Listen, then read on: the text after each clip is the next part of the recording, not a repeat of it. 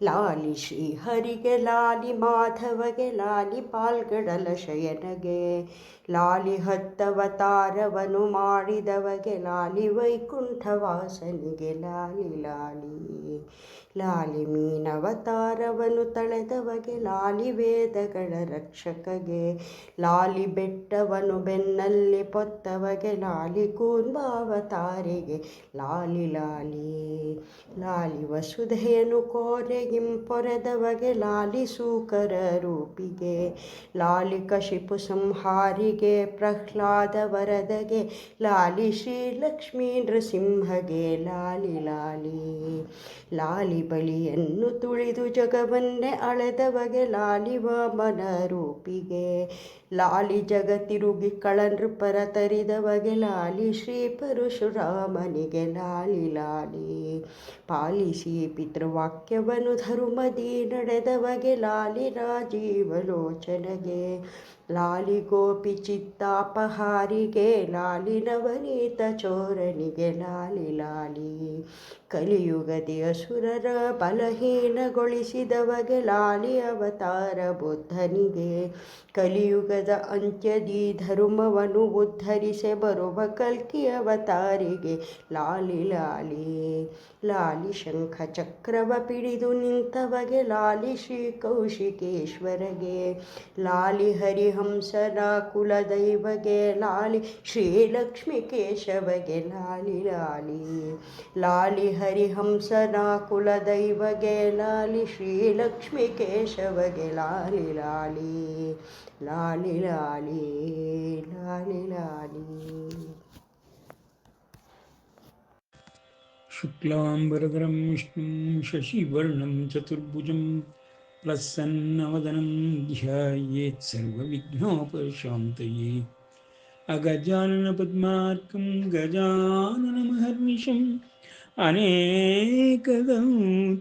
ಭಕ್ತಾನಾಂ ಏಕದಂತಮುಪಾಸ್ಮಹೇ ಅಂಬ ತ್ವಾಮನುಸಂದದಾಮಿ ಭಗವದ್ಗೀತೆ ಭವದ್ವೇಷಿಣೀಂ ತಮೇವ ಶರಣಂ ಗಚ್ಚ ಸರ್ವಭಾವೇನ ಭಾರತ ತತ್ಪ್ರಸಾದಾತ್ ಪರಾಂ ಶಾಂತಿಂ ಸ್ಥಾನಂ ಪ್ರಾಪ್ಸ್ಯಸಿ ಶಾಶ್ವತಂ ಇತಿ ತೇ ಜ್ಞಾನಮಾಖ್ಯಾತುಂ ಗುಹ್ಯಾದ್ ಗುಹ್ಯತರಂ ಮಯಾ ವಿಮೃಶ್ಯ ಏತದ್ ಅಶೇಷೇಣ ಯಥೇಚ್ಛಸಿ ತಥಾ ಕುರು.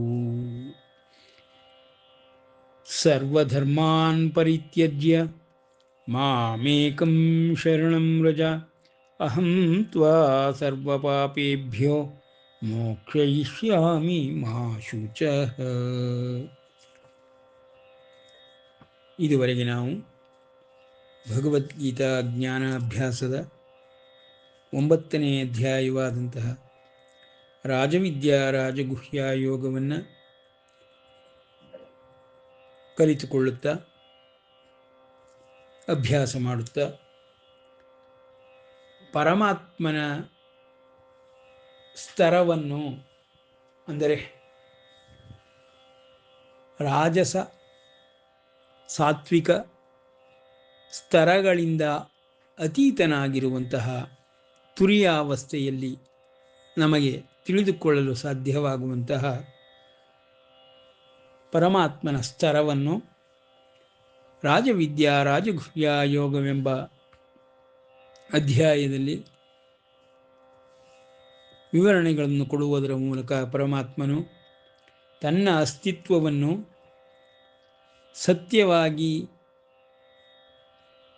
ಮತ್ತು ಸತ್ ತತ್ ಎಂಬ ಪದಗಳಿಂದ ಯಾವ ವೇದೋಪನಿಷತ್ಗಳು ಸಂಬೋಧಿಸುತ್ತದೆಯೋ ಅಂತಹ ಸತ್ಯವು ನಾನೇ ಆಗಿರುತ್ತೇನೆ ಎಂಬ ಮಾತುಗಳನ್ನು ಮತ್ತೆ ಮತ್ತೆ ಪುನರುಚ್ಚರಿಸುತ್ತಾ ಪರಮಾತ್ಮನು ರಾಜವಿದ್ಯಾ ರಾಜಗುಹ್ಯ ಯೋಗವೆಂಬ ರಹಸ್ಯತಮವಾದಂತಹ ಅಧ್ಯಾತ್ಮದ ಹೃದಯ ಭಾಗವಾಗಿರುವ ಪರಮಾತ್ಮನ ಸ್ತರವನ್ನು, ತುರಿಯಾವಸ್ಥೆಯನ್ನು, ಅತಿ ಸೂಕ್ಷ್ಮತರವಾಗಿರುವಂಥದ್ದನ್ನು ಎಲ್ಲರಿಗೂ ತಿಳಿಯ ಹೇಳುತ್ತಾ ಈ ಅಧ್ಯಾಯದಲ್ಲಿ ದುರಾಚಾರರು, ಪಾಪಿಗಳು, ಅವರುಗಳ ಬಗ್ಗೆಯೂ ಮತ್ತು ಮಹಾತ್ಮರು, ಪರಮಾತ್ಮನ ಭಕ್ತರು ಇವರುಗಳ ಬಗ್ಗೆಯೂ ವಿವರಗಳನ್ನು ಕೊಡುತ್ತಾ, ಯಾರು ತನಗೆ ಅತ್ಯಂತ ಹತ್ತಿರದವರು, ಯಾರು ತನ್ನನ್ನು ಅರ್ಥ ಮಾಡಿಕೊಂಡು ನೋಡಬಲ್ಲರು, ಯಾರಿಗೆ ನಾನು ಗೋಚರಿಸುವೆನು ಮತ್ತು ಯಾರಲ್ಲಿ ನಾನು ಇರುವೆನು ಎಂಬ ವಿಷಯಗಳನ್ನು ಪರಮಾತ್ಮನು ತಿಳಿಸಿಕೊಡುತ್ತಾ, ಎಲ್ಲರಲ್ಲಿಯೂ ಹೃದಯ ಭಾಗದಲ್ಲಿ ನಾನು ಇದ್ದೇ ಇರುತ್ತೇನೆ, ಆದರೆ ಯಾರಿಗೂ ನಾನು ಇರುವುದು ತಿಳಿಯುವುದಿಲ್ಲ.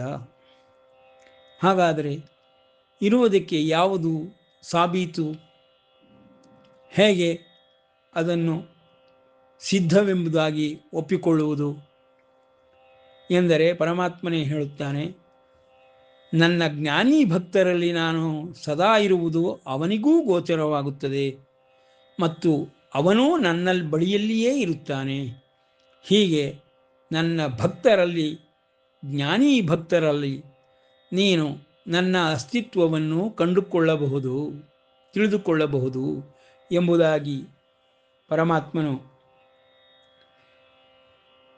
ಶುಭಾಶುಭ ಫಲೈರೇವಂ ಮೋಕ್ಷಸೆ ಕರ್ಮಬಂಧನೈ ಸನ್ಯಾಸ ಯೋಗಯುಕ್ತಾತ್ಮ ವಿಮುಕ್ತೋ ಮಾಮುಪೈಷ್ಯಸಿ ಸಮೋಹಂ ಸರ್ವಭೂತೇಷು ನ ಮೇ ದ್ವೇಷ್ಯೋಸ್ತಿ ನ ಪ್ರಿಯಃ ಯೇ ಭಜಂತಿ ತು ಮಾಂ ಭಕ್ತ್ಯ. ನನ್ನನ್ನು ಯಾರು ಭಕ್ತಿಯಿಂದ ಭಜಿಸುತ್ತಾರೋ ಅಂತಹವರುಗಳಲ್ಲಿ ಮಯಿತೆ ತೇಷು ಚಾಪ್ಯಹಂ ಮಯಿತೆ ತೇಷು ಚ ಅಪಿ ಅಹಂ. ನನ್ನಲ್ಲಿ ಅವರು, ಅವರಲ್ಲಿ ನಾನು. ಈ ರೀತಿ ಈ ಪ್ರಪಂಚಕ್ಕೆ ಪ್ರಕಾಶಪಡಿಸುತ್ತಿರುತ್ತೇನೆ. ಜ್ಞಾನಿ ಭಕ್ತರನ್ನು ಹೊಂದಿ ಅವರ ಸತ್ಸಂಗದಿಂದ ನನ್ನ ಅಸ್ತಿತ್ವವನ್ನು ತಿಳಿದುಕೊಳ್ಳಬಹುದು. ಅರ್ಜುನ, ನಾನು ಎಲ್ಲರ ಹೃದಯ ಮಂದಿರದಲ್ಲಿದ್ದರೂ ಯಾರಿಗೂ ಸುಲಭವಾಗಿ ಗೋಚರನಾಗುವವನಲ್ಲ. ನನ್ನನ್ನು ತಿಳಿದುಕೊಳ್ಳಬೇಕೆಂದರೆ ನೀನು ಜ್ಞಾನಿ ಭಕ್ತನಾಗಬೇಕು. ಆಗ ನನ್ನ ಅಸ್ತಿತ್ವವನ್ನು ಮತ್ತು ಸದಾ ನಿನ್ನಲ್ಲಿಯೇ ಇರುವುದನ್ನು ನೀನು ಕಂಡುಕೊಳ್ಳಬಹುದು. ಜೊತೆಗೆ ನೀನು ನನ್ನಲ್ಲಿ ಇದ್ದೀಯೇ ಎಂಬುದನ್ನು ನಾನು ತೋರಿಸಿಕೊಡುತ್ತಿರುತ್ತೇನೆ ಎಂಬ ಮರ್ಮಗಳನ್ನು ಪರಮಾತ್ಮನು ತಿಳಿಸುತ್ತಾ, ಮುಂದಿನ ಶ್ಲೋಕದಲ್ಲಿ ಅಪಿ ಚೇತ್ ಸುದುರಾಚಾರೋ ಭಜತೆ ಮಾಂ ಅನನ್ಯಭಾಕ್ ಸಾಧುರೇವ ಸ ಮಂತವ್ಯ ಸಮ್ಯಕ್ ವ್ಯವಸಿತೋ ಹಿ ಸಹ. ನೋಡಿ, ಪರಮಾತ್ಮನು ಜ್ಞಾನಿ ಭಕ್ತರಲ್ಲಿ ನಾನು ಇರುವೆನು ಮತ್ತು ಪ್ರಕಾಶಪಡಿಸಿಕೊಳ್ಳುವೆನು, ಪ್ರಕಟವಾಗುವೆನು. ಹಾಗೆಯೇ ಜ್ಞಾನಿ ಭಕ್ತರು ನನ್ನಲ್ಲಿ ಹತ್ತಿರದಲ್ಲಿಯೇ ಯಾವಾಗಲೂ ನನ್ನ ಬಳಿಯಲ್ಲಿಯೇ ಇರುತ್ತಾರೆ ಎಂಬ ಮಾತುಗಳನ್ನು ಹೇಳಿದ ನಂತರದಲ್ಲಿ ಎಲ್ಲರೂ ದೇವರ ಮಕ್ಕಳೇ. ಹಾಗಾದರೆ ದುಷ್ಟರು, ದುರಾಚಾರಿಗಳು ದೇವರ ಮಕ್ಕಳಲ್ಲವೇ? ಅವರಲ್ಲಿ ನಾನು ಇರುವುದಿಲ್ಲವೇ ಎಂಬ ಪ್ರಶ್ನೆ ಏಳುತ್ತದೆ. ಆಗ ಪರಮಾತ್ಮನು ಹೇಳುವ ಮಾತುಗಳನ್ನು ಸರಿಯಾಗಿ ಗಮನಿಸಿದರೆ, ಎಲ್ಲರಲ್ಲಿಯೂ ಇರುತ್ತೇನೆ, ಆದರೆ ಅವರುಗಳು ನನ್ನನ್ನು ನೋಡಲಾಗುವುದಿಲ್ಲ. ದುರಾಚಾರಿಗಳಾಗಲಿ ದುಷ್ಟರಾಗಲಿ ನನ್ನನ್ನು ನೋಡಲಾಗುವುದಿಲ್ಲ, ತಿಳಿದುಕೊಳ್ಳಲಾಗುವುದಿಲ್ಲ. ನನ್ನನ್ನು ಅವರಲ್ಲಿಯೂ ಇದ್ದೇನೆ ಎಂಬುದನ್ನು ತಿಳಿದುಕೊಳ್ಳುವುದಕ್ಕಾಗಿ ಅವರು ಸತ್ಸಂಗವನ್ನು ಮಾಡಿ ಜ್ಞಾನಿ ಭಕ್ತರ ಹತ್ತಿರ ಬಂದಾಗ ಅವರಿಗೆ ನನ್ನ ಅಸ್ತಿತ್ವವು ಗೋಚರವಾಗುತ್ತದೆ. ಇಲ್ಲವಾದರೆ ಗೊತ್ತಾಗುವುದಿಲ್ಲ. ಇದಕ್ಕೆ ಉದಾಹರಣೆಯಾಗಿ ಪ್ರಹ್ಲಾದನಲ್ಲಿ ಸದಾಕಾಲವೂ ಪರಮಾತ್ಮನು ಇರುತ್ತಾನೆ. ಹಾಗೆಯೇ ಪ್ರಹ್ಲಾದನು ಪರಮಾತ್ಮನ ಹತ್ತಿರದಲ್ಲಿಯೇ ಇದ್ದು ಸದಾಕಾಲವೂ ಅವನನ್ನು ಎಲ್ಲರಲ್ಲಿಯೂ ಕಾಣುತ್ತಲೇ ಇರುತ್ತಾನೆ. ಹಿರಣ್ಯಕಶಿಪುವು ಎಷ್ಟೆಷ್ಟು ಹುಡುಕಿದರೂ ವೈಕುಂಠ ಲೋಕಕ್ಕೆ ಹೋದರೂ ಅವನಿಗೆ ಪರಮಾತ್ಮನ ಗೋಚರವೇ ಆಗುವುದಿಲ್ಲ. ಮಹಾಮಾಯಾವಿ ಎಂಬುದಾಗಿಯೂ ಅವನ ಮೇಲೆ ಅತ್ಯಂತ ದ್ವೇಷವನ್ನು ಕಾರುತ್ತಾ ಹಿರಣ್ಯಕಶಿಪುವು ಎಲ್ಲ ಲೋಕಗಳಲ್ಲಿಯೂ ಸಂಚರಿಸಿ ಅವನನ್ನು ಹುಡುಕಲು ಪ್ರಯತ್ನ ಪಡುತ್ತಾನೆ. ಆದರೆ ಪ್ರಹ್ಲಾದನ ಮಾತುಗಳನ್ನು ಸರಿಯಾಗಿ ಗಮನಿಸದೆ ಎಲ್ಲರಲ್ಲಿಯೂ ಅವನು ಇದ್ದಾನೆ ಎಂಬುದಾಗಿ ಅಭಯವನ್ನು ನೀಡಿದರೂ ಪ್ರಹ್ಲಾದನು ಬಾಲಕನಾದರೂ ಹಿರಣ್ಯಕಶಿಪುವಿಗೆ ಆ ವಿಷಯಗಳು ತಿಳಿದು ಬರುವುದೇ ಇಲ್ಲ. ಏಕೆಂದರೆ ಅವನು ದುಷ್ಟ ಮತ್ತು ದುರಾಚಾರಿಯಾಗಿರುತ್ತಾನೆ. ಅವನಿಗೆ ತಿಳಿಯುವುದಿಲ್ಲ. ಅವನಿಗೆ ಪ್ರಹ್ಲಾದನ ಸಂಪರ್ಕವಾದ ಹಾಗೆ ಸಂಘದಲ್ಲಿ ಇರುವ ಹಾಗೆಯೇ ಪರಮಾತ್ಮನು ಗೋಚರಿಸುತ್ತಾನೆ. ಹಿರಣ್ಯಕಶಿಪು ಕರೆದ ಮಾತ್ರಕ್ಕೆ, ಪ್ರಾರ್ಥಿಸಿದ ಮಾತ್ರಕ್ಕೆ ಪರಮಾತ್ಮನು ಕಾಣಿಸಿಕೊಳ್ಳುವುದಿಲ್ಲ. ಪ್ರಹ್ಲಾದನು ಭಕ್ತಿಯಿಂದ ಕರೆದಾಗ ಯಾವ ಕಂಬದಲ್ಲಿ ಬೇಕಾದರೂ ಇದ್ದಾನೆ, ನೀನು ಪರೀಕ್ಷಿಸಬಹುದು ಎಂಬುದಾಗಿ ದೃಢ ವಿಶ್ವಾಸದಿಂದ ಬಾಲಕನಾದ ಪ್ರಹ್ಲಾದನು ಹೇಳಿದಾಗ ಯಾವ ಕಂಬದಲ್ಲಿ, ಈ ಕಂಬದಲ್ಲಿ, ಆ ಕಂಬದಲ್ಲಿ ಎಂಬುದಾಗಿ ಬಾಲಿಶವಾಗಿ ಮಾತನಾಡುತ್ತಾ ಹಿರಣ್ಯಕಶಿಪುವು ಯಾವುದೋ ಒಂದು ಕಂಬವನ್ನು ಆರಿಸಿಕೊಂಡು ಆ ಕಂಬವನ್ನು ಒಡೆಯುವುದರ ಮೂಲಕವಾಗಿ ಅವನನ್ನು ಕಂಡೇ ಕಾಣುತ್ತೇನೆ ಎಂಬ ದೃಢ ವಿಶ್ವಾಸದಿಂದ ಯಾವಾಗ ಕಾರ್ಯೋದ್ಯುಕ್ತನಾಗುತ್ತಾನೆಯೋ ಆಗ ಪರಮಾತ್ಮನು ಅದೇ ಕಂಬದಲ್ಲಿಯೇ ಕಾಣಿಸಿಕೊಳ್ಳುತ್ತಾನೆ. ನಾರಸಿಂಹನ ರೂಪದಲ್ಲಿ ಕಾಣಿಸಿಕೊಳ್ಳುತ್ತಾನೆ. ಹಿರಣ್ಯಕಶಿಪುವಿಗೆ ನಾರಸಿಂಹನ ರೂಪದಲ್ಲಿ ಕಾಣಿಸಿದುದರಿಂದ ಅವನೇ ಮಹಾವಿಷ್ಣುವು ಎಂಬುದು ತಿಳಿದು ಬರುವುದೇ ಇಲ್ಲ. ಹೀಗೆ ಆ ಕಥೆಯಲ್ಲಿರುವ ತತ್ವವನ್ನು ತಿಳಿದುಕೊಂಡಾಗ ಇಲ್ಲಿ ನಾವು ಸಮನ್ವಯ ಮಾಡಿ ನೋಡಬಹುದಾಗುತ್ತದೆ. ಪರಮಾತ್ಮನು ಭಕ್ತರಲ್ಲಿ, ಜ್ಞಾನಿ ಭಕ್ತರಲ್ಲಿ ಸರ್ವದಾ ಇರುತ್ತಾನೆ ಮತ್ತು ಜ್ಞಾನಿ ಭಕ್ತರು ಅವನನ್ನು ಸದಾ ನೋಡುತ್ತಲೇ ಇರುತ್ತಾರೆ ಎಂಬ ತತ್ವಗಳನ್ನು ಪರಮಾತ್ಮನು ಪ್ರತಿಬಿಂಬಿಸುತ್ತಿದ್ದಾನೆ. ಸಮೋಹಂ ಸರ್ವಭೂತೇಷು ನಮೇ ದ್ವೇಷ್ಯೋಸ್ತಿ ನ ಪ್ರಿಯ. ಹಾಗೆಂದು ಯಾವ ವ್ಯಕ್ತಿಗಳಲ್ಲಾಗಲಿ, ಯಾವ ಭೂತಗಳಲ್ಲಾಗಲಿ ನನಗೆ ದ್ವೇಷವೂ ಇಲ್ಲ, ಆ ರೀತಿ ಪ್ರೀತಿಯೂ ಇಲ್ಲ, ರಾಗವೂ ಇಲ್ಲ ಎಂಬುದಾಗಿ ಪರಮಾತ್ಮನು ಸ್ಪಷ್ಟೀಕರಣ ಕೊಡುತ್ತಿದ್ದಾನೆ. ಯೇ ಭಜಂತಿ ತು ಮಾಂ ಭಕ್ತ್ಯ, ಭಕ್ತಿಯಿಂದ ಭಜಿಸುವುದೇ ಆಧ್ಯಾತ್ಮದ ಮೊದಲ ಹೆಜ್ಜೆ. 100 ಹೆಜ್ಜೆಗಳಿದ್ದರೂ ಪರಮಾತ್ಮನು ಹತ್ತಿರಕ್ಕೆ ಬರಲು ಆರಂಭಿಸುತ್ತಾನೆ. ಇವರು 1 ಹೆಜ್ಜೆಯನ್ನು ಇಳದಿದ್ದರೆ, ಭಕ್ತಿಯೂ ಇಲ್ಲದಿದ್ದರೆ, ಭಜಿಸುವುದೂ ಆಗದಿದ್ದರೆ ಪರಮಾತ್ಮನು ತಾನಾಗಿಯೇ ಏಕೆ ಬರುತ್ತಾನೆ? ಇದನ್ನು ನಾವು ಬಹಳ ಮರ್ಮಯುತವಾಗಿ ಹೇಳುತ್ತಿರುವುದಾಗಿ ತಿಳಿದುಕೊಂಡು ಉಪಾಯಗಳನ್ನು ಅಳವಡಿಸಿಕೊಂಡಾಗ ಅನುಸರಣೆ ಅನುಕರಣಗಳಿಂದ ಪರಮಾತ್ಮನನ್ನು ಕಂಡೇ ಕಾಣಬಹುದು ಎಂಬ ಮಾತುಗಳನ್ನು ಪುನರುಚ್ಚರಿಸುತ್ತಾ, ಅಪಿ ಚೇತ್ ಸುದುರಾಚಾರೋ ಭಜತೆ ಮಾಮನನ್ಯ ಭಾಕ್. ನೋಡಿ, ಅನನ್ಯ ಭಾಕ್ ದುರಾಚಾರ ಅಪಿ ಭಜತೆ. ನನ್ನನ್ನು ಅನನ್ಯವಾಗಿ ದುರಾಚಾರಿಯಾದ ಮನುಷ್ಯನು ಒಂದು ವೇಳೆ ಭಜಿಸಿದರೆ ನಾನು ಕಾಣಿಸಿಕೊಳ್ಳುತ್ತೇನೆ ಎಂಬುದಾಗಿ ಪರಮಾತ್ಮನು ಹೇಳುತ್ತಾನೆ. ಅಂತಹವನನ್ನು ದುರಾಚಾರಿ ಎಂದು ನೀವು ಕರೆಯಬಾರದು. ಕಾರಣವೇನೆಂದರೆ ನನ್ನನ್ನು ಭಜಿಸಿದ ಮಾತ್ರದಿಂದಲೇ ಅವನು ಸಾಧು ಎಂದು ಎನಿಸಿಕೊಳ್ಳುತ್ತಾನೆ. ಅವನು ದುರಾಚಾರಿಯಾಗಿ ಲೋಕಕ್ಕೆ ಕಂಡರೂ ಅವನು ನನ್ನನ್ನು ಭಜಿಸಿದ ಕ್ಷಣದಿಂದಲೇ, ನನ್ನ ಸ್ಮರಣೆ ಮಾತ್ರದಿಂದಲೇ ಅವನು ಸಾಧು ಮನುಷ್ಯನಾಗುತ್ತಾನೆ. ಪುರಂದರದಾಸರು ತಮ್ಮ ಒಂದು ಕೃತಿಯೊಳಗೆ ಮತ್ತು ಕನಕದಾಸರು ಅವರ ಕೃತಿಗಳಲ್ಲಿ ಈ ರೀತಿಯೇ ಪ್ರತಿಬಿಂಬಿಸುತ್ತಾರೆ. ಯಾವ ಕಾರಣದಿಂದಲೂ ಪರಮಾತ್ಮನ ಅಂತರಂಗ ಭಕ್ತರ ಸಹವಾಸಕ್ಕೆ ಹೋಗಬೇಡಿ.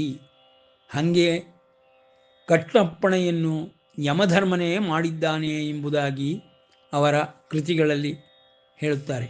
ಮುಟ್ಟಬೇಡಿ ಮುಟ್ಟಬೇಡಿ ಮುರಹರನ ದಾಸರನು ಕಟ್ಟು ಮಾಡಿದನಂತೆ ಯಮ ತನ್ನ ದೂತರಿಗೆ. ಈ ರೀತಿಯಲ್ಲಿ ಪರಮಾತ್ಮನು ಜ್ಞಾನಿ ಭಕ್ತರಲ್ಲಿ ಸದಾ ಇರುವನು, ಜ್ಞಾನಿ ಭಕ್ತರು ಅವನನ್ನು ಸದಾ ನೋಡುವರು ಎಂಬ ತತ್ವವನ್ನು ದಾಸರು ಪ್ರತಿಬಿಂಬಿಸಿದ್ದಾರೆ. ಅದೇ ರೀತಿಯಲ್ಲಿ ಪರಮಾತ್ಮನು ಬರೀ ಜ್ಞಾನಿ ಭಕ್ತರು ಮಾತ್ರವೇಕೆ, ಎಲ್ಲರಲ್ಲಿಯೂ ಇದ್ದೇನೆ, ದುರಾಚಾರಿ ಎನಿಸಿಕೊಂಡವನು ದುಷ್ಟನಾಗುವ ಮೊದಲೇ ನನ್ನನ್ನು ಭಜಿಸಿದ ಮಾತ್ರದಿಂದಲೇ ಸಾಧುವಾಗುವನು ಎಂಬುದಾಗಿ ತಿಳಿಸುತ್ತಿದ್ದಾನೆ. ಪರಮೇಶ್ವರನನ್ನು ಒಲಿಸಿಕೊಂಡು ವರಗಳನ್ನು ಪಡೆದುಕೊಳ್ಳುವಂತಹ ಎಲ್ಲ ಆಸುರಿ ಗುಣ ಸ್ವಭಾವದ ರಾಕ್ಷಸರುಗಳು ವಿಷ್ಣುವನ್ನು ಭಜಿಸಿದರೆ ನಾನು ಅವರನ್ನು ಸಾಧುವಾಗಿಯೂ ಧರ್ಮಾತ್ಮನನ್ನಾಗಿಯೂ ಮಾಡುತ್ತೇನೆಂಬ ಅಭಯವನ್ನು ಪರಮಾತ್ಮನು ಕೊಡುತ್ತಿದ್ದಾನೆ. ಆದರೂ ಆಸುರಿ ಗುಣವುಳ್ಳಂಥವರು ತಮ್ಮ ತಮ್ಮ ಆಸೆಗಳನ್ನು ನೆರವೇರಿಸಿಕೊಳ್ಳುವುದಕ್ಕಾಗಿ ಪರಶಿವನಂಥ ಮಹಾಮಹಿಮನಿಂದ ವರಗಳನ್ನು ಪಡೆದುಕೊಂಡು ವಿಷ್ಣು ದ್ವೇಷವನ್ನು ಮಾಡಲು ಆರಂಭಿಸಿ ತಮ್ಮ ವಿವೇಕವನ್ನೇ ಕಳೆದುಕೊಳ್ಳುತ್ತಾರೆ. ಇದು ನಮ್ಮ ಪುರಾಣಗಳಲ್ಲಿ ಬರುವಂತಹ ಪ್ರತಿ ಕಥೆಯಲ್ಲಿಯೂ ರಾಕ್ಷಸರ ಪ್ರಸಂಗಗಳು. ಅದನ್ನು ನಾವು ಯೋಚಿಸಿಕೊಂಡಾಗ ದುರಾಚಾರ ಆಗಿದ್ದರೂ ದುಷ್ಟರಾಗುವುದಿದ್ದರೂ ಅಂತಹವರುಗಳಿಗೂ ನಾನು ಅಭಯವನ್ನು ಕೊಡುತ್ತಿದ್ದೇನೆ ಎಂಬುದಾಗಿ ಪರಮಾತ್ಮನು ಈ ಶ್ಲೋಕದಲ್ಲಿ ತಿಳಿಸಿಕೊಡುತ್ತಿದ್ದಾನೆ. ಅಪಿ ಚೇತ್ ದುರಾಚಾರ ಸುದುರಾಚಾರ ಅಪಿ ಚೇತ್ ಸುದುರಾಚಾರ ಭಜತೆ ಮಾಮನನ್ಯ ಭಾಗ್. ಅಪ್ಪ, ದುಷ್ಟ್ರಿಗೂ ದುರಾಚಾರಿಗಳಿಗೂ ಒಂದು ಅವಕಾಶ ಕೊಡ್ತೀನಪ್ಪ ಅರ್ಜುನ, ಅಂಥವ್ರುಗಳಿಗೂ ಅವಕಾಶ ಕೊಡ್ತೀನಿ. ಏನು? ನನ್ನನ್ನು ಭಜಿಸಬೇಕು, ಭಕ್ತಿಯಿಂದ ನನ್ನನ್ನು ಭಜಿಸಬೇಕು. ಆ ಭಕ್ತಿಯು ಮತ್ತು ನನ್ನ ಭಜನೆಯು ಅವರುಗಳಲ್ಲಿ ಪರಿವರ್ತನೆಯನ್ನು ಉಂಟು ಮಾಡುತ್ತದೆ. ನನ್ನ ಸ್ಮರಣೆ ಮಾತ್ರದಿಂದಲೇ ಅವರು ಸಾಧುಗಳಾಗುವ ಆರಂಭಿಸುತ್ತಾರೆ. ಏಕೆಂದರೆ ಪರಮಾತ್ಮನು ತ್ರಿಭುವನಾಧೀಶ, ತ್ರಿಲೋಕೇಶ. ಈ ಮೂರು ಲೋಕಗಳು, ಮೂರು ಭುವನಗಳು ಎಲ್ಲಿದೆ? ದೇಹದಿಂದ ಹೊರಗಡೆ ಇಲ್ಲ. ದೇಹದಿಂದ ಹೊರಗಡೆ ಇರುವಂತಹ 14 ಲೋಕಗಳ ಬಗ್ಗೆ ಎಲ್ಲರಿಗೂ ತಿಳಿದೇ ಇದೆ. 3 ಭುವನಗಳಾಗಲಿ ಲೋಕಗಳಾಗಲಿ ಪ್ರತಿಯೊಂದು ದೇಹದ ಒಳಗೇ ಇದೆ. ಅಂತಹ ದೇಹಗಳ ಒಳಗೆ ಹೃದಯ ಮಂದಿರದಲ್ಲಿ ಕುಳಿತಿರುವ ಪರಮಾತ್ಮನು ಆ ದೇಹದ ಒಳಭಾಗಕ್ಕೆ ಸಂಪೂರ್ಣವಾಗಿ ಅಂತರಂಗಕ್ಕೆ, ಅಂತಃಕರಣಕ್ಕೆ ಅಧಿಪತಿಯಾಗಿ 3 ಸ್ತರಗಳಲ್ಲಿಯೂ ಇರುತ್ತಾನೆ. ತಾಮಸ, ರಾಜಸ, ಸಾತ್ವಿಕ 3 ಸ್ಥಳಗಳಲ್ಲಿಯೂ ಪ್ರತಿ ವ್ಯಕ್ತಿಯಲ್ಲಿಯೂ ಪರಮಾತ್ಮನು ಗೋಚರಿಸುತ್ತಲೇ ಇರುತ್ತಾನೆ. ಹಾಗಾಗಿ ಅವನನ್ನು ಗುಣಗಳಿಂದ ನೋಡಲು ಸಾಧ್ಯವಾಗುವುದಿಲ್ಲ. ಆದಾಗ ಅವನ ಇರುವಿಕೆ ಪ್ರತಿಯೊಬ್ಬರಿಗೂ ತಿಳಿಯುತ್ತದೆ. ಹೀಗೆ ಅಂತರಂಗದಲ್ಲಿ ವಿಷ್ಣುವು, ಬಹಿರಂಗದಲ್ಲಿ ಶಿವನು ನಮ್ಮ ಹಿಂದೂ ಧರ್ಮದಲ್ಲಿ ಆದಿಕಾಲದಿಂದಲೂ ಬಂದಿರುವಂತಹ ಮಹಾಶಕ್ತಿಗಳು. ಈ ಶಕ್ತಿಯನ್ನು ನಾವು ಅರ್ಥ ಮಾಡಿಕೊಳ್ಳಬೇಕೆಂದರೆ ನಮ್ಮ ಅಂತರಂಗವನ್ನೇ ನಾವು ಹುಡುಕಿಕೊಳ್ಳಬೇಕು. ಆಗ ಪರಮಾತ್ಮನ ಅಂಶವು, ಪರಮಾತ್ಮನು ಇರುವುದು ಎಲ್ಲವೂ ತಿಳಿದು ಬರುತ್ತದೆ. ಅದನ್ನೇ ಪರಮಾತ್ಮನು ಇಲ್ಲಿ ಅಪಿ ಚೇತ್ ಸುದುರಾಚಾರೋ ಭಜತೆ ಮಾಮನನ್ಯ ಭಾಗ್. ಅಪ, ದುಷ್ಟರಾದರೂ ದುರಾಚಾರ ಆದರೂ ಅವರೇನು ಹೆದರ್ಕೊಳ್ಬೇಕಾದ್ದಿಲ್ಲ. ಅಂಥವ್ರುಗಳೂ ಸಹಿತ ನಾನು ಅಂತರಂಗದಲ್ಲಿದ್ದೇನೆ ಎಂಬುದನ್ನು ತಿಳಿದು ಭಜನೆ ಮಾಡಲು ಆರಂಭಿಸಿದರೆ ಸಾಧುರೇವ ಸ ಮಂತವ್ಯ. ಅಂಥವರನ್ನು ಸಾಧು ಎಂದೇ ತಿಳಿದುಕೋ. ಅವರ ಕೃತಿಗಳು ದುರಾಚಾರವೆಂಬುದಾಗಿ ನಿನಗೆ ಕಾಣಿಸಿದರೂ ಅವರೊಳಗೆ ನಾನು ಇದ್ದೇನೆಂಬುದು ಅವನಿಗೆ ಅರ್ಥವಾಗಿ ಬಿಟ್ಟರೆ ಅವನು ಸಾಧುವಾಗಿಯೇ ಪರಿಣಮಿಸುವನು, ಪರಿವರ್ತನೆಯನ್ನು ಹೊಂದುವನು ಅಂತಹದು ನನ್ನ ಒಂದು ಅಸ್ತಿತ್ವ ಪ್ರತಿ ಹೃದಯ ಕಮಲದಲ್ಲಿ ಎಂಬುದಾಗಿ ಪರಮಾತ್ಮನು ಸಮ್ಯಕ್ ವ್ಯವಸಿತೋ ಹಿ ಸಹ, ಅಂತಹ ವ್ಯಕ್ತಿಗಳು ಸರಿಯಾದ ರೀತಿಯಲ್ಲೇ ವ್ಯವಸ್ಥಿತವಾಗಿಯೇ ನಡೆಯುವಂತಹ ಈ ಅಂತರಂಗದ ಶರೀರದ ರಚನೆಗಳು ಇವೆ ಎಂಬುದನ್ನು ತಿಳಿದುಕೊಳ್ಳುತ್ತಾನೆ.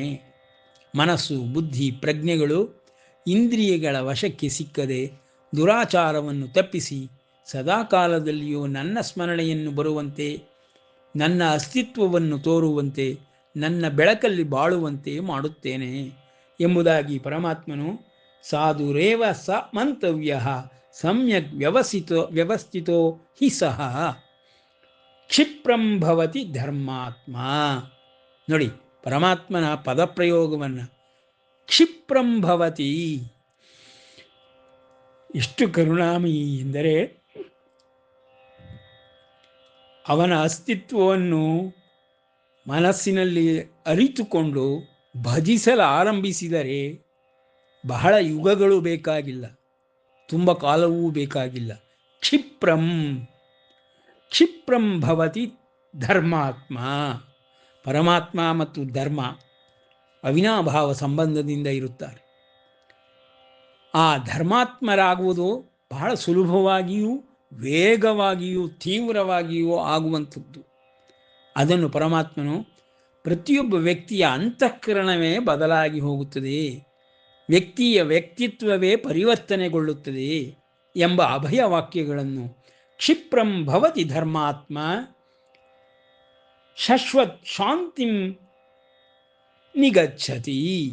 ಶಾಶ್ವತವಾದ ಶಾಂತಿಯನ್ನು ಅಂತರಂಗದಲ್ಲಿಯೇ ಅವರು ಧರ್ಮಾತ್ಮರಾಗಿ ಕಾಣಲಾರಂಭಿಸುತ್ತಾರೆ. ಹೇಗೆ ಕಾಣಿಸೋಕ್ಕೆ ಸಾಧ್ಯ? ಅವನನ್ನು ಭಜಿಸಿದರೆ, ಅವನು ತನ್ನೊಳಗೇ ಇರುವನೆಂಬುದನ್ನು ನಂಬಿದರೆ, ಅವನಲ್ಲಿ ಭಕ್ತಿಯನ್ನು ಮಾಡಿದರೆ ಅಂತಹವರುಗಳಿಗೆ ಕ್ಷಿಪ್ರಂ ಭವತಿ ಧರ್ಮಾತ್ಮ. ಹೊರಗಡೆಯಿಂದ ನೋಡುವ ಜನಗಳಿಗೆ ಸಾಧು ಎಂಬುದಾಗಿಯೇ ತಿಳಿದುಕೊಳ್ಳಬೇಕು ಎಂದು ಪರಮಾತ್ಮನು ಎಲ್ಲರಿಗೂ ಹೇಳಿದ ನಂತರದಲ್ಲಿ ಆ ವ್ಯಕ್ತಿಯಲ್ಲಿ ಉಂಟಾಗುವ ಅಂತರಂಗದ ಪರಿವರ್ತನೆಯನ್ನು ವಿವರಿಸುತ್ತಾ ಹೇಳುತ್ತಾ ಶಾಶ್ವತ್ ಶಾಂತಿಂ ನಿಗಚ್ಚತಿ. ಅವನು ಬಹಳ ಬೇಗದಲ್ಲಿ ಕ್ಷಿಪ್ರವಾಗಿ ಶಾಂತಿಯನ್ನು ಹೊಂದುವನು ಮತ್ತು ಧರ್ಮಾತ್ಮನೂ ಆಗುವನು. ಇದಕ್ಕೆ ಉದಾಹರಣೆಯಾಗಿ ಪುರಂದರದಾಸರ ಕಥೆಯನ್ನು ಮತ್ತು ವಾಲ್ಮೀಕಿಯ ಕಥೆಯನ್ನು ನಾವು ಆಧಾರವಾಗಿಟ್ಟುಕೊಂಡು ಈ ತತ್ವಗಳನ್ನು ವರ್ಣಿಸಬಹುದು. ತುಳಸೀದಾಸರ ಕಥೆಯಲ್ಲಿಯೂ ಈ ರೀತಿಯೇ ಬರುತ್ತದೆ. ಎಲ್ಲರೂ ದುರಾಚಾರಿಗಳಾಗಿ ಲೌಕಿಕ ಕರ್ಮಗಳಲ್ಲಿಯೇ ರಾಗದ್ವೇಷಗಳನ್ನು ಮಾಡುತ್ತಾ ಇದ್ದಂತಹವರು ಪರಮಾತ್ಮನಲ್ಲಿ, ಅವನ ಅಸ್ತಿತ್ವದಲ್ಲಿ ನಂಬಿಕೆಯನ್ನು ಇಟ್ಟ ಆ ಕ್ಷಣದಿಂದಲೇ ಪರಿವರ್ತಿತರಾಗುವರು. ಆಧ್ಯಾತ್ಮ ಲೋಕದಲ್ಲಿ ತಾರೆಗಳಂತೆ ಬೆಳಗಿರುವರು. ಲೌಕಿಕ ಜೀವನದಲ್ಲಿ ಸಾಮಾನ್ಯರಾಗಿದ್ದರೂ ಅವರಿಗೆ ಪರಿವರ್ತನೆಯಾದ ಆ ಕ್ಷಣ ಅವರನ್ನು ಪರಮಾತ್ಮನ ಸನ್ನಿಧಿಗೆ ಕ್ಷಿಪ್ರವಾಗಿ ಕರೆದುಕೊಂಡು ಹೋಗುತ್ತದೆ. ಅಂತರಂಗವೆಲ್ಲವೂ ಪರಿವರ್ತಿತವಾಗಿ ಬಿಡುತ್ತದೆ. ಈ ಮೂರು ಅಧ್ಯಾತ್ಮ ಸಾಧಕರ ಅದೇ ರೀತಿಯಲ್ಲೇ ಬಹಳಷ್ಟು ಜನ ಇದ್ದಾರೆ, ಬಂದು ಹೋಗಿದ್ದಾರೆ, ಸಂಸಿದ್ಧಿಗಳನ್ನು ಪಡೆದುಕೊಂಡಿದ್ದಾರೆ ಎಂಬುದಾಗಿ 2ನೇ ಅಧ್ಯಾಯದಲ್ಲಿಯೇ ಪರಮಾತ್ಮನು ಯೋಗ ಸಿದ್ಧಿಗಳ ವಿಷಯದಲ್ಲಿ ತಿಳಿಸುತ್ತಾನೆ. ಹಾಗೆಯೇ ಕ್ಷಿಪ್ರಂ ಭವತಿ ಧರ್ಮಾತ್ಮ ಶಾಶ್ವತ್ ಶಾಂತಿಂ ನಿಗಚ್ಚತಿ. ಕೌಂತೆಯ ಪ್ರತಿ ಜಾನೀಹಿ ನಮೇ ಭಕ್ತ ಪ್ರಣಶ್ಯತಿ. ಅವನು ಭಕ್ತನಾಗೋದಷ್ಟೇ ಸಾಕು, ಅವನು ಕಾಪಾಡ್ತೀನಿ, ಅವನಿಗೆ ನಾಶ ಇಲ್ಲ ಅಂತ ಅಭಯವನ್ನು ಕೊಡ್ತಾನೆ. ಪರಮಾತ್ಮನ ಈ ಕಾರುಣ್ಯ ಅಷ್ಟು ಸುಲಭವಾಗಿ ಅರ್ಥ ಮಾಡಿಕೊಳ್ಳಲಾಗುವುದಿಲ್ಲ. ಅರ್ಥವಾಯಿತೆಂದರೆ ಅವನು ಪರಿವರ್ತಿತನಾದನೆಂಬುದಾಗಿಯೇ ಅರ್ಥ. ಇಂಥ ದುಷ್ಟ ದುರಾಚಾರಿಯನ್ನು ತನ್ನೆಡೆಗೆ ಸೆಳೆಯುವಂತಹ ಮರ್ಮಗಳನ್ನು ಪರಮಾತ್ಮನು ತಿಳಿಸಿಕೊಡುತ್ತಿದ್ದಾನೆ ಎಂಬಲ್ಲಿಗೆ ವಿರಮಿಸೋಣ. ಶ್ರೀಕೃಷ್ಣ ಅರ್ಪಣಿಸಿತು.